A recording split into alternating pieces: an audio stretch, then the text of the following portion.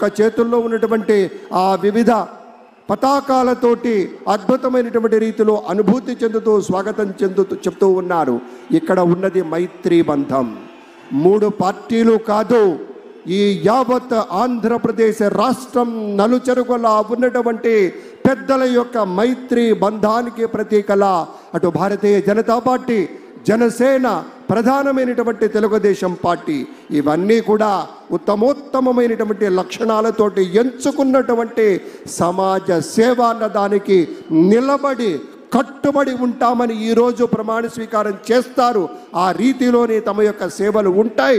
మనమంతా చూడబోతూ ఉన్నాం. ఒక నిర్మలమైనటువంటి మనస్సుతోటి, ఒక స్పష్టత కలిగినటువంటి అధికారిగా మన చంద్రబాబు నాయుడు గారి విజన్ గురించి యావత్ ప్రపంచ నేతలే గొప్పగా చెప్తారు.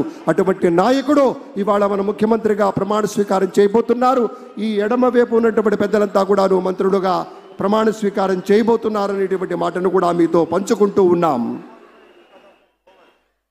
అందరూ ఒకసారి గట్టిగా చప్పట్లు కొడదామా? ఈ చప్పట్లు మన గుండె చప్పుడు అని ప్రత్యేకంగా చెప్పి తీరాలి. ప్రత్యక్షంగా వీక్షిస్తున్న వారు, పరోక్షంగా ప్రపంచ వ్యాప్తంగా ఈ కార్యక్రమాన్ని వీక్షిస్తున్న ప్రతి తెలుగు వారికి మన గుండె చప్పుడు వినే విధంగా, వినిపించే విధంగా కొడదాం. ఏది ఒకసారి గట్టిగా చెప్పండి. జై శ్రీ చంద్రబాబు నాయుడు,